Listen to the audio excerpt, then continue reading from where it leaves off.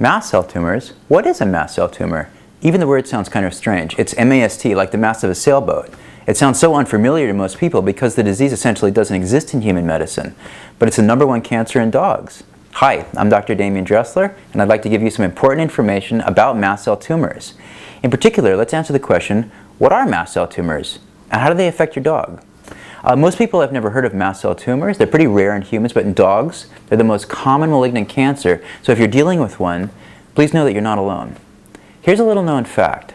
Mast cells that are cancerous used to be normal cells in your dog's body. You see the same thing with other cancer types. They used to be normal body cells. The main difference is that cancerous mast cells divide uncontrollably at the expense of the rest of the healthy body cells. Normal mast cells in the body are part of your dog's immune system. They clean up foreign material and germs. Cancerous mast cells don't. These cancer cells have what I call an apoptosis deficiency. Apoptosis is an unfamiliar idea to some people, so let's look at it. What is apoptosis?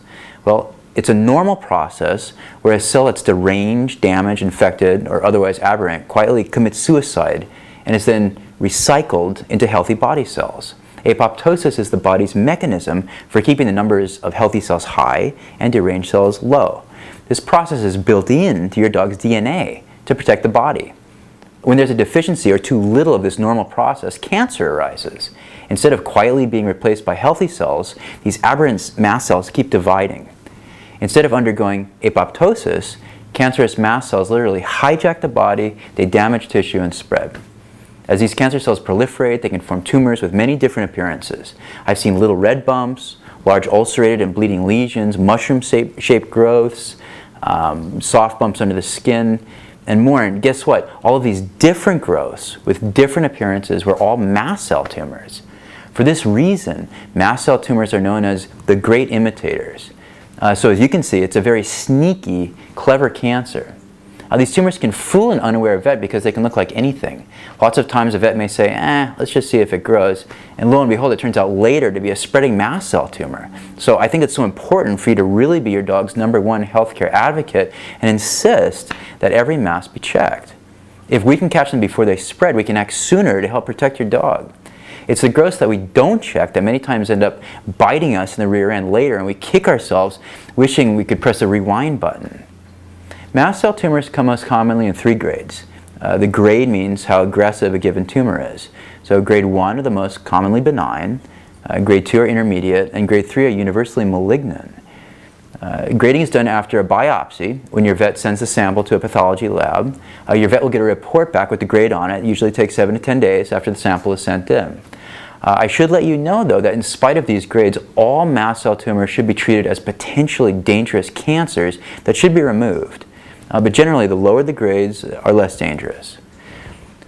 What do you do if the vet says, your dog has a mast cell tumor? There are different aspects to mast cell tumor treatment. The most common that you'll probably hear about from your vet is surgery. And there's a whole video in this series devoted to mast cell tumor surgery, so be sure to watch that one. If you'd like to learn about chemotherapy and radiation, there are other videos on those topics as well. One treatment that you may have not heard about from your vet is apoptosis induction.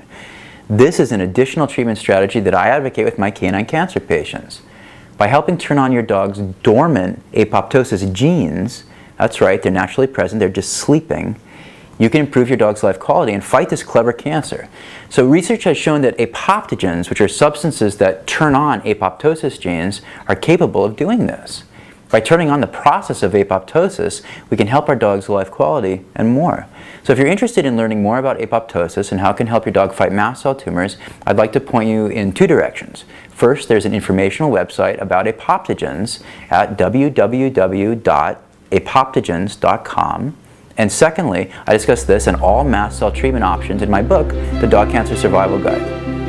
I'm Dr. Damien Dressler with Dog Cancer Answers, and thanks for watching.